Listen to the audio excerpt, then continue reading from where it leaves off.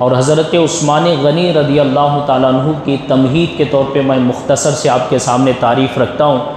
حضرت عثمان غنی رضی اللہ تعالیٰ عنہ کی یہ خصوصی فضیلت ہے کہ جتنے نبی تشریف لائے ہیں، جتنے نبی آئے ہیں، کسی بھی نبی کے 2 بیٹیاں ایک آدمی کے نکاح میں نہیں گئیں۔ جتنے بھی نبی آئے ہیں، کسی بھی نبی کی 2 بیٹیاں ایک ہی آدمی کے نکاح میں نہیں گئے۔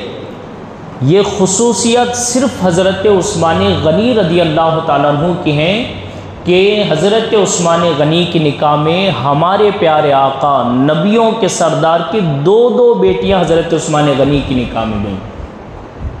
حضور کے 4 بیٹیاں ہیں نا، بڑی بیٹی ہیں سیدہ زینب۔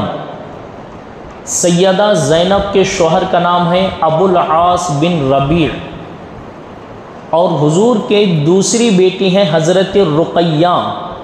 حضرت رقیہ حضرت عثمان غنی کی زوجہ ہیں، اور حضرت رقیہ کے وصال کے بعد حضور علیہ الصلوۃ والسلام نے اپنی تیسری بیٹی حضرت ام کلثوم کا نکاح حضرت عثمان غنی سے فرمایا، اور حضور کی چوتھی بیٹی ہیں سیدہ فاطمۃ الزہرا، اور آپ کے شوہر نامدار مولا علی شیر خدا رضی اللہ تعالیٰ۔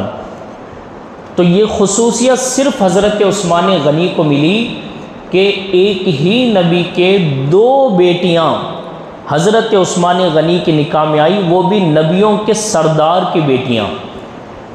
اب آپ اندازہ لگائیے، حضور کے ایک بیٹی کے داماد نہیں ہیں، حضور علیہ الصلوۃ والسلام کے 2 بیٹیوں کے طرف سے حضور کے داماد حضرت عثمان غنی رضی اللہ تعالیٰ عنہ ہیں۔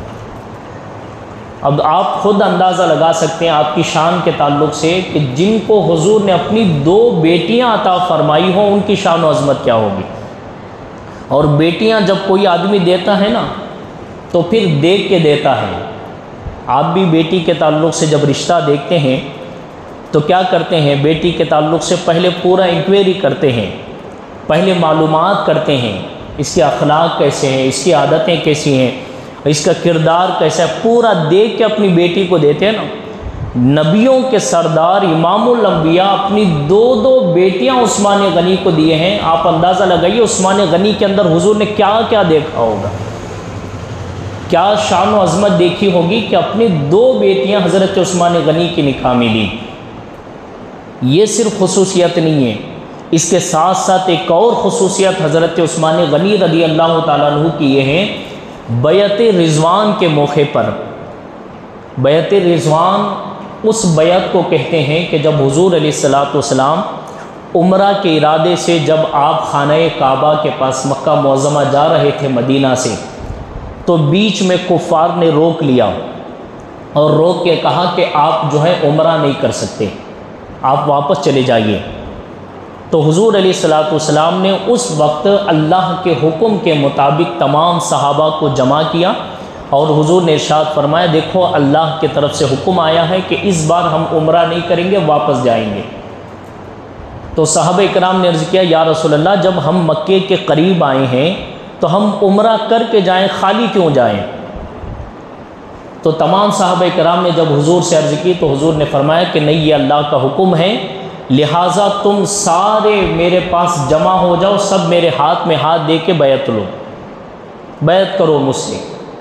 تمام صحابہ جمع ہوئے، اور حضور علیہ السلام نے حضرت عثمان غنی کو مسلمانوں کی طرف سے بات کرنے کے لیے مکے کو بھیجا تھا۔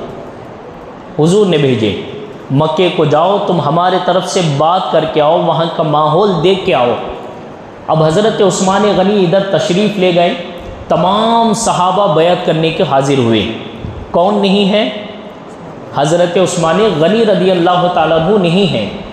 حضور علیہ الصلوۃ والسلام کے ہاتھ میں جب تمام صحابہ کے ہاتھ آئیں، حضور نے اپنے دوسرے ہاتھ اٹھائیں اور حضور نے فرمایا کہ یہ میرے عثمان کا ہاتھ ہے۔ اب آپ اس سے اندازہ لگائیے حضرت عثمان غنی کی شان کیا ہے۔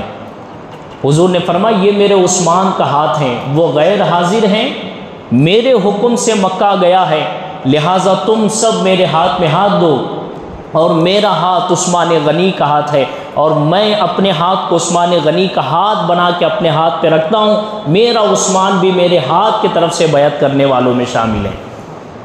اب آپ اندازہ لگائیے، جن کے حضور اپنے ہاتھ کو یہ فرما رہے ہیں کہ یہ عثمان غنی کا ہاتھ ہے، ان کی شان و عظمت کیا ہوگی۔ یہ خصوصیت ہے حضرت عثمان غنی کی، اور کمال دیکھیے، حضور سے محبت دیکھیے حضرت عثمان غنی کی۔ جب آپ مکہ تشریف لے گئے، وہاں کے کفار سے بات چیت ہوئی، بات چیت ہونے کے بعد وہاں کے کفار نے یہ کہا کہ تم بات کر لیے ہو، اب واپس جا رہے ہو، جب تم آ گئے ہو، کعبے کے سامنے بیٹھے ہو، حتیم میں بات چیت ہو رہی ہے، جاتے جاتے طواف کر کے جاؤ، جاتے جاتے تم اپنا عمرہ کر کے جاؤ۔ حضرت عثمان غنی کی محبت دیکھیے، حضور سے لگاؤ دیکھیے۔ حضرت عثمان غنی کھڑے ہوئے، حضرت عثمان غنی نے ارشاد فرمایا کہ اے کافروں، تم یہ سمجھتے ہو کہ عثمان غنی حضور کے بغیر طواف کر لے گا، حضور کے بغیر عمرہ کرے گا؟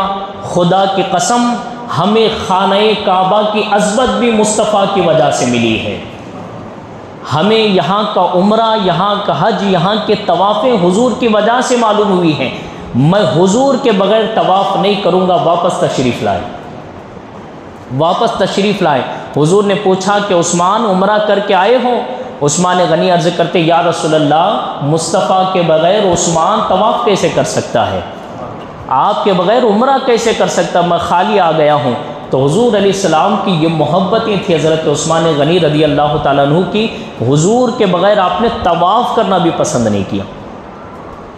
خانہ کعبہ، اللہ کا گھر کا طواف، یعنی حضرت عثمان غنی یہ بتا رہے ہیں کہ لوگوں، ہمارے آقا ہیں تو کعبے کی عظمت ہے، حضور ہیں تو عمرے حج ہیں، اگر حضور ہی نہیں تو پھر تمہارے عمرے بھی نہیں، تمہارے حج بھی نہیں، تمہارے طواف بھی نہیں، تمہارا کوئی عمل نہیں۔ ہمیں جو کچھ ملا ہے مصطفیٰ کی وجہ سے ملا ہے، یہاں تک کہ ہمیں خدا بھی ملا ہے تو مدینے والے کے صدقے سے ملا ہے۔ اللہ اکبر۔ حضرت عثمان غنی کی یہ خصوصیت ہے۔ اس وقت حضور علیہ السلام نے اپنا ہاتھ اٹھایا اور فرمایا کہ یہ عثمان کا ہاتھ ہے، اور پھر اس کے بعد حضرت عثمان غنی کا بڑا احسان ہے اسلام پہ، بڑا احسان ہے حضرت عثمان غنی۔ جب حضور علیہ السلام، صحابہ، یہ سارے مل کے مکہ سے اپنا سب کچھ چھوڑ کے مدینہ تشریف لائے تھے، آپ آگے حدیثیں سنیں گے، لیکن یہاں میں تمہید کے طور پر اشارے سے میں پہلے حضرت عثمان غنی کی فضیلت بیان کروں، پھر آگے ہم حدیثیں سنیں گے۔ حضرت عثمان غنی کا احسان ہے مسلمانوں پر۔ کیسے احسان ہے؟ حضور علیہ السلام کی جو مسجد نبوی ہیں، حضور نے ارادہ کیا مسجد بنانے کا، جگہ اتنی چھوٹی تھی، حضور علیہ السلام نے ارادہ کیا کہ بازو والے کا ایک مکان تھا، حضور نے وہ مکان والے کو بلا کے ارشاد فرمایا کہ تم جو ہے یہ مکان ہمیں دے دو، ہم مسجد بنانا چاہتے ہیں۔ تو اس نے کہا کہ یا رسول اللہ، میرے پاس یہ ایک مکان ہے، اس کے سوا کوئی نہیں ہے، اگر میں آپ کو اس کے بدلے میں فری میں دے دوں تو پھر جو ہے میرا گھر جو ہے بے گھر ہو جائے گا، میرے بچے جو ہے بے گھر ہو جائیں گے، کچھ بھی نہیں ہوگا ان کے پاس۔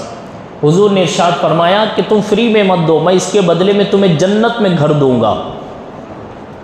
کیا فرمایا حضور نے؟ اس کے بدلے میں جنت میں گھر دوں گا۔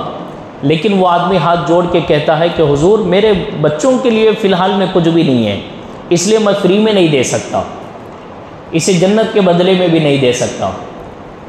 تو یہ خبر حضور علیہ السلام کی حضرت عثمان غنی کو معلوم ہوئی۔ حضرت عثمان غنی فوراً گھر والے کے پاس آئے اور فرمایا اس گھر کا کتنا رقم ہے، کتنی قیمت ہے؟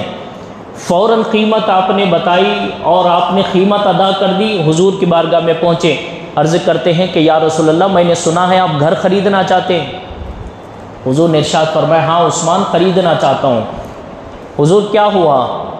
تو حضور نے فرمایا کہ وہ دینا نہیں چاہتا، وہ جنت کے بدلے میں نہیں، وہ دنیا کے دینار و درہم کے بدلے میں دینا چاہتا ہے، دنیا کے پیسوں کے بدلے میں دینا چاہتا ہے۔